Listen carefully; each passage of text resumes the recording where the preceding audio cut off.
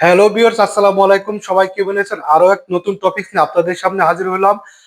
আজকের টপিক হলো গিয়া যক্ষ্মা, অর্থাৎ টিবি।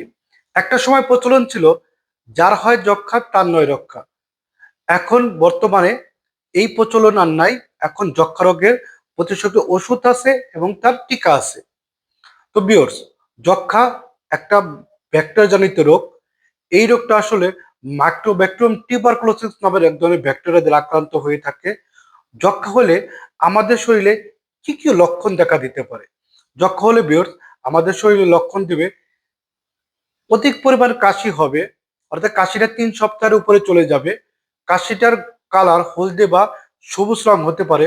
অনেক সময় কাশির সাথে আমাদের রক্তও যেতে পারে এবং আমাদের শরীরের ওজন কমতে থাকবে, হ্রাস পেতে থাকবে এবং রাত্রে ঘুমানোর পরে শরীরে অজোরে ঘাম ঝরতে থাকবে।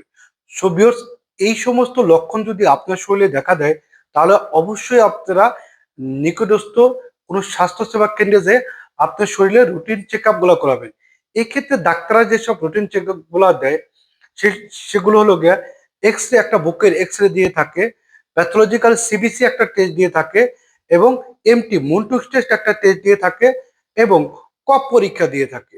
এই সকল সের সমন্বয়ে আপনার শরীরে মাইক্রোব্যাকটেরিয়াম টিউবারকুলোসিস আক্রান্ত করছে কিনা সেটা আইডেন্টিফাই করে। তো ভিউয়ার্স, আপনার যদি কখনোই টিবি রোগ হয়ে থাকে, এতে কোনো ঘাবড়ানোর কিছু নাই। এখন এদের প্রতিষেধক ভ্যাকসিন আছে এবং এর ওষুধ আছে।